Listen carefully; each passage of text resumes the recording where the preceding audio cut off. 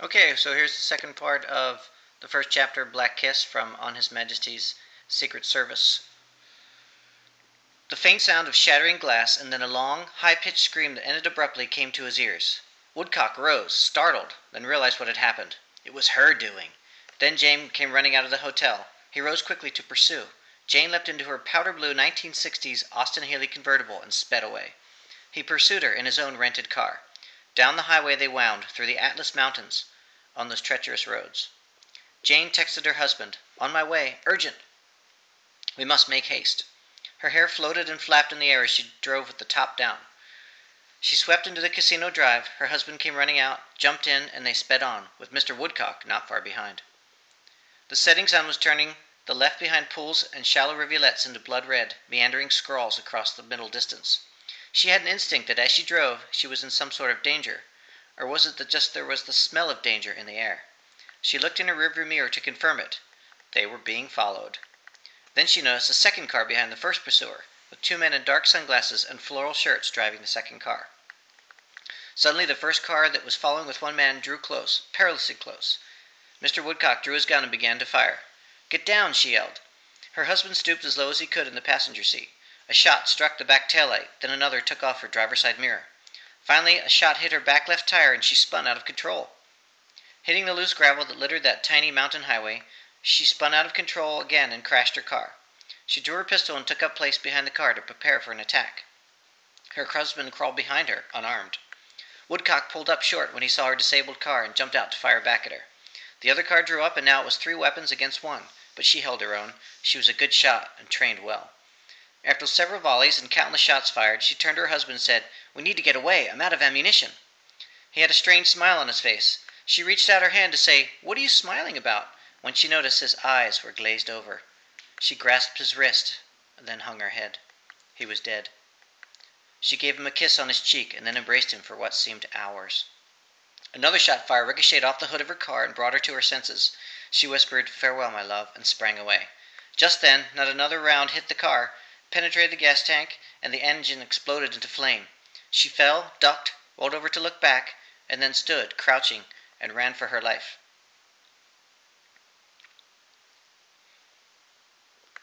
That's the end of Chapter 1. Now we'll go on to Chapter 2, The Nightmare.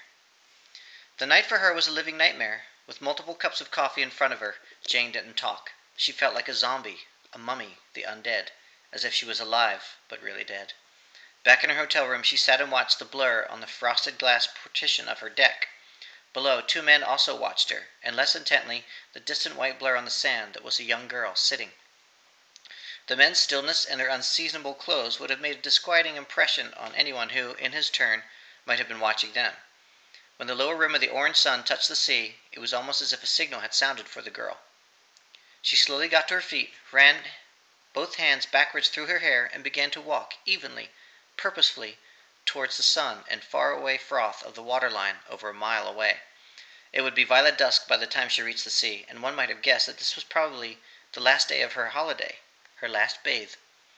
Mr. Ashworth? No, she hadn't taken Thomas's name when they married, for national security reasons. Who was she now that Thomas was dead? Jane felt a sudden urge to protect this girl whom she didn't know. Jane left her patio and her apartment, ran down the steps to the sand, and began walking out after her at a fast pace. Behind her, across the promenade, 2 men in raincoats also seemed to think otherwise. One of them briskly threw down some coins, and they both got up, and walking strictly in step, crossed the promenade to the sand, and with a kind of urgent military precision, marched rapidly, side by side, in her tracks. Now the strange pattern of figures on the vast expanse of empty, blood-streaked sand was eerily conspicuous. Yet it was surely not one to be interfered with. The pattern had a nasty, secret smell. The white girl, the solemn, bereaving woman, the 2 squat, marching pursuers, it had something of a kind of deadly, sinister feel about it. In the cafe, the waiter collected the coins and looked after the distant figures, still outlined by the last quarter of the orange sun. It smelt like police business. Or the other thing. She would keep it to herself, but remember it. She might get her name in the papers. Jane was rapidly catching up with the girl. Now she knew that she would get to her just as she reached the waterline. She began to wonder what she would say to her, how she would put it. She couldn't say, "Hey, you should be careful out here all alone," or "I just lost my husband and I feel like committing suicide. So I came after you because I don't want to be alone tonight. How about, will you have a drink with me?" Jane finally decided to say, "I was worried about you," which would at least be inoffensive, and for the matter of that, true. The sea was now gunmetal below a primrose horizon. A western offshore breeze, drawing the hot land air out to sea, had risen and was pulling up wavelets that scrolled in whitely as far as the eye could see. Flocks of herring gulls lazily rose and settled at the girl's approach, and the air was full of their mewing and of the endless lap-lap of the small waves.